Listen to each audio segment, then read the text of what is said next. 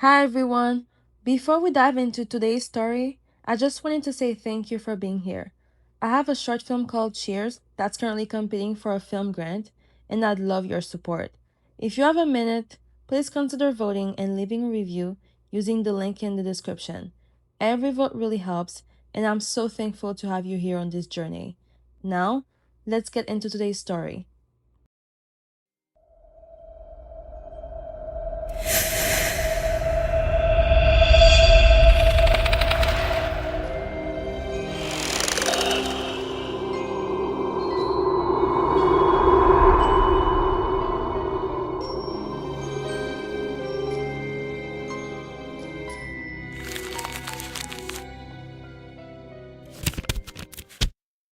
Okay, tell me about the dream, Sarah. She didn't answer right away, but when she did, she looked up and said, There was a man standing far away from me in a room, but it wasn't a normal room. Every wall was covered in mirrors, even the ceiling. She paused for a second as if she didn't even want to keep going. He was staring at me. I can't explain the look. It wasn't anger. It wasn't hate. It was worse.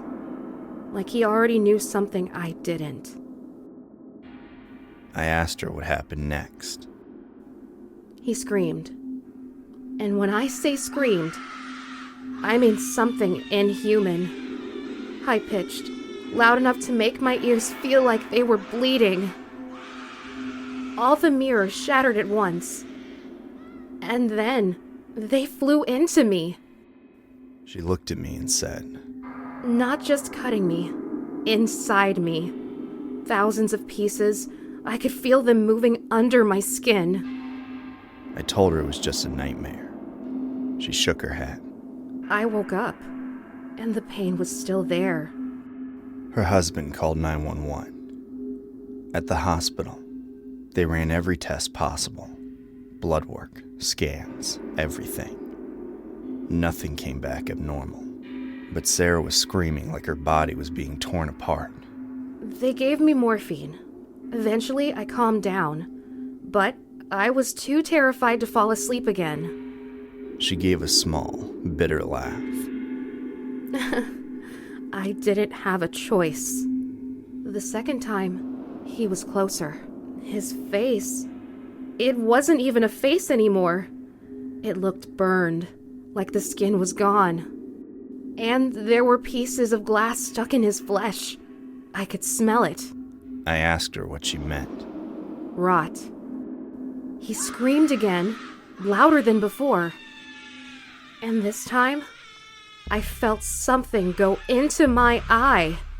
She pointed to her eye as she said it. When I woke up, I couldn't open it. It felt like it was being ripped out and burned at the same time. She looked at me and said, I begged them to kill me. Every time she fell asleep, it came back. Worse, more precise, more intentional. They kept putting me to sleep, and every time I woke up, it was worse. Then, she looked at me and said something that changed everything. It wasn't random. It was trying to show me something. The third time, something was different. It wasn't a man like I thought. She paused. It was a woman. Not far away like before. She was standing right in front of me, close enough that I could see everything. Her voice lowered. Her skin. It was gone in places, like it had been burned or torn off. And there were pieces of glass stuck all over her body, like they had been fused into her flesh. She wasn't just injured.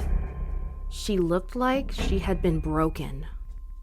She was staring at me the same way he did, but this time it felt more personal. And before she could scream, I shouted at her. I said, "What do you want from me?" She didn't answer. She just slowly raised her hand and pointed at one of the mirrors. In the reflection, she looked completely different. She was beautiful, curly hair, smiling, laughing with her friends.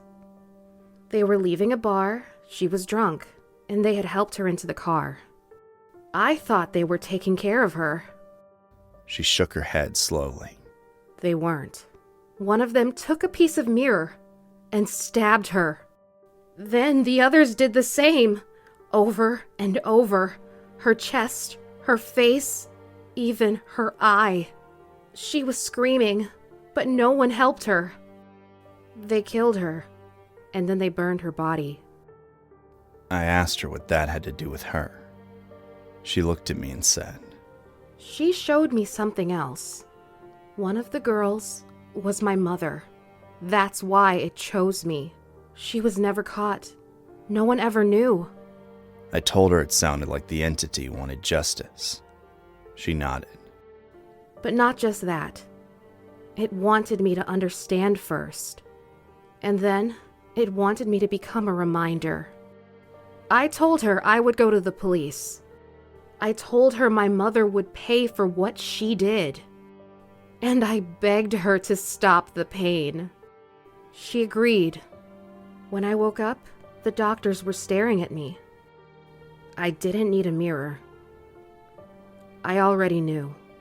I went to the waiting room, and my mother was there. She smiled when she saw me, until I took the bandages off. She couldn't even scream properly. I told her, it's time. She turned herself in that same day.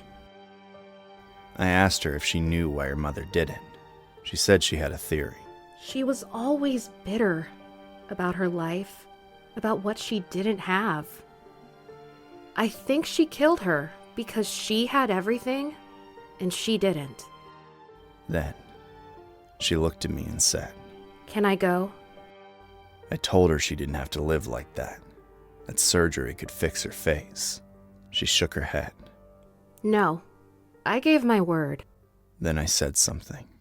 I'm not sure why I said it, but I did. Virginia. She froze. Slowly, she turned and looked at me. How do you know the name of the girl in my dream?